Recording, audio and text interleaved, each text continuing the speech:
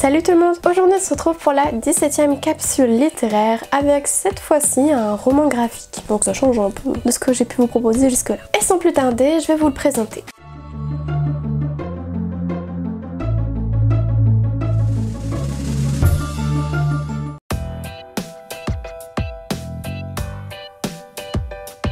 Je vais donc vous parler de Anaïs Nin sur la mer des mensonges de Léonie Bishop. Anaïs Nin, c'est une autrice qui est très connue pour ses nombreux récits qui sont catégorisés comme érotiques puisqu'elle va parler donc de ses relations sexuelles, de la découverte de son corps et de beaucoup d'autres thématiques comme ça. Le roman graphique va donc être une sorte de biographie qui va retracer tout le parcours de l'autrice et notamment comment sa vie, son enfance ont pu aboutir à la création de ces nombreux journaux qui ont par la suite été publiés et ont permis donc son succès. Le roman graphique va également s'attacher à décrire la relation qu'elle a nouée donc avec un amant qui va vraiment beaucoup influencer ses écrits, qui a été vraiment une partie majeure de son existence, qui l'a marqué considérablement et qui lui a apporté beaucoup, que ce soit donc au niveau stabilité, qu'au niveau bonheur de sa vie, mais également découverte de son propre corps, de sa sexualité, l'épanouissement de celle-ci. Et donc par la même occasion, elle va découvrir sa propre sensualité à travers la relation qu'elle va nouer donc avec Henry Miller, qui va vraiment lui permettre de s'épanouir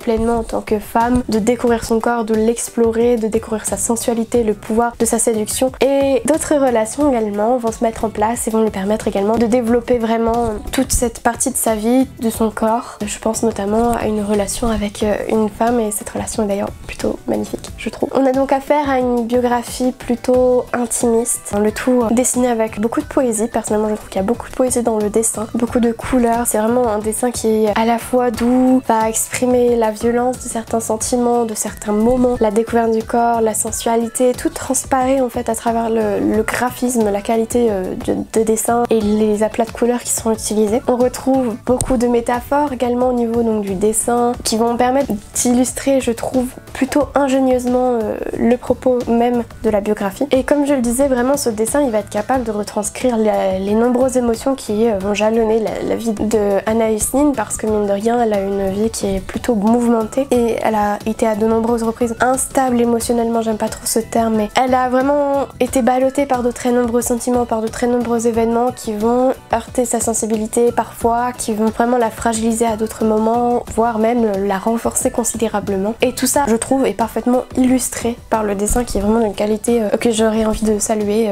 vraiment énormément, parce que personnellement ça a vraiment été un élément qui m'a sauté aux yeux quand j'ai lu le roman graphique et qui a été pour moi une sorte de claque visuelle. Et le point fort même de ce roman graphique, c'est que à la toute fin, quand j'ai fermé le livre, j'ai eu envie de découvrir donc les œuvres même d'Anaïs Nin, parce que j'avais le sentiment de pouvoir mieux comprendre son texte, la portée des propos qu'elle pouvait aborder, voir les états d'âme que peut-être elle pouvait éprouver selon l'époque à laquelle l'ouvrage a été publié, en fonction des éléments que la biographie a pu délivrer. Et je trouve vraiment que c'est un très bel hommage qui permet de remettre au goût du jour une autrice qui, je pense, a été un peu oubliée au fil des années et qui pour autant a vraiment apporté quelque chose à la littérature, parce que il me semble que très peu de femmes ont abordé avec autant de transparence la question de la sexualité du corps féminin, en tout cas dans les années 30. Et par conséquent, je pense vraiment que c'est un ouvrage qui est susceptible d'être un bon compagnon pour vos vacances, parce que comme je le disais, c'est très beau, c'est pas toujours léger, mais le dessin est incroyable et je pense vraiment que ça peut être une bonne claque visuelle pour les vacances. Ça peut vraiment être,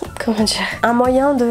d'être une sorte de passerelle entre eux, peut-être deux gros pavés, entre deux romans qui sont peut-être un peu prises de tête. C'est vraiment, je pense, pas quelque chose de léger, mais quelque chose qui est susceptible d'adoucir un petit peu peut-être votre quotidien, vos lectures, de vous faire découvrir peut-être également une autrice dont les ouvrages seront découverts peut-être dans cette même période estivale. Et ce côté très intime, je trouve, ça fait vraiment un peu une sorte de cocon entre soi et le livre, entre soi-même et l'autrice, et la vie de l'autrice, qui peut être agréable, je trouve, pour les vacances. Enfin bref, je trouve vraiment que c'est un très beau roman graphique et je vous invite vivement à vous le procurer d'une façon ou d'une autre, histoire de le dévorer pendant vos vacances et de profiter de ce moment entre vous et l'ouvrage et l'auteur et Anaïs Nin. Sur ce, je vais terminer cette capsule littéraire en espérant que j'ai pas été trop brouillonne, parce que c'est un peu compliqué de vous en parler dans le sens où vraiment toute une grosse partie est sur le dessin, enfin la partie graphique en une place vraiment très importante, même si il n'empêche pas que l'autrice du roman graphique biographique a très certainement qu'elle a dû faire énormément de recherches sur la vie d'Anaïs Nin pour être capable de proposer une biographie. Donc une biographie aussi construite et tout ça, elle a dû faire vraiment beaucoup de recherches je pense, et par conséquent c'est vraiment un travail qualitatif aussi bien graphiquement que au niveau des recherches. Et on approche vraiment je trouve de manière très intime Anaïs Nin au point d'avoir envie de découvrir ses œuvres, ce qui consiste en moi en un très bel hommage. Évidemment si la vidéo vous a plu, je vous invite à laisser un like, un commentaire, voire même à partager, histoire de me soutenir et que je puisse avoir une meilleure visibilité sur YouTube. Et moi je vous dis à très bientôt pour de prochaines capsules littéraires. Salut!